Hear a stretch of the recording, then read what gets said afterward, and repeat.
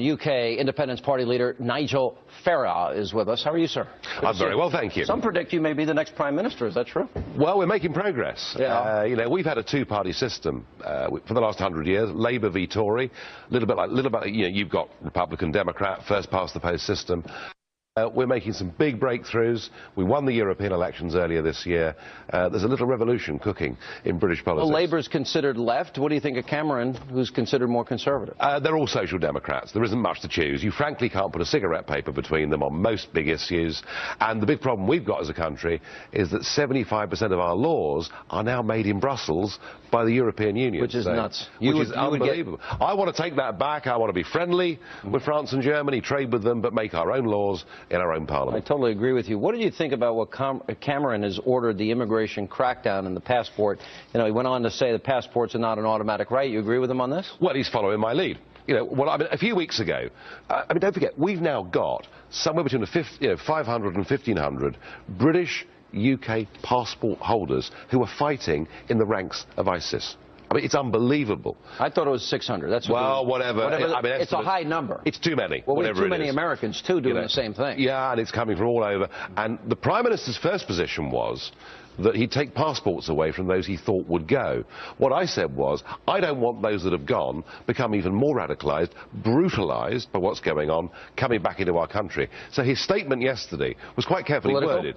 He said he wants to stop them returning to the United Kingdom, but he's going to bang straight into the European Convention on Human Rights, who'll tell him we cannot render people stateless. But I don't want them back in my country.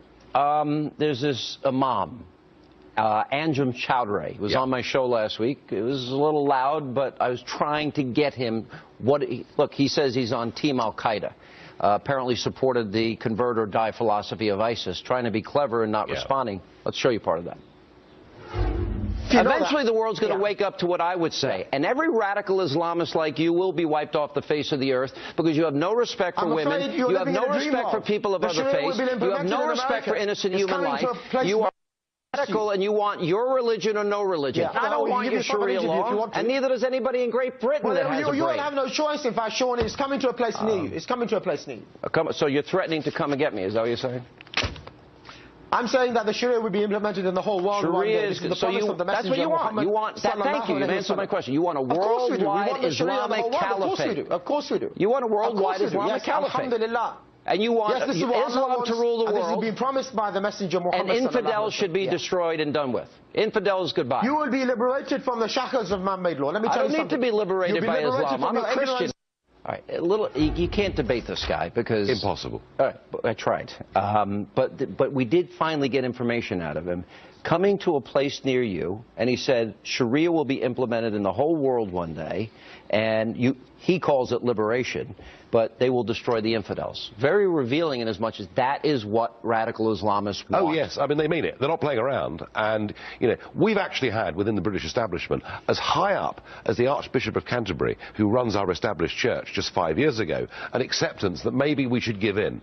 Maybe we should allow Sharia law to exist in some British cities. Now, thank goodness that Archbishop has gone. But actually, a lot of this is our own fault. We have been too weak. My country, is a Judeo-Christian country. Look at France.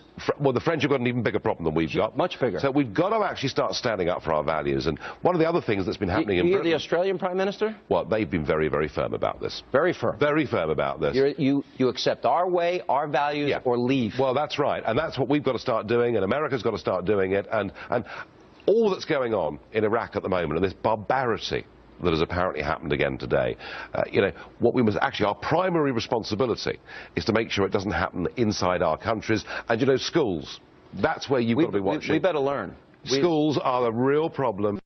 The level of people in schools and in prisons too, and in all these public institutions where people are radicalised, and we can do something about that. All right, Nigel, I'm going to follow your career very closely. Appreciate it. We need Winston Churchill's coming out of your country.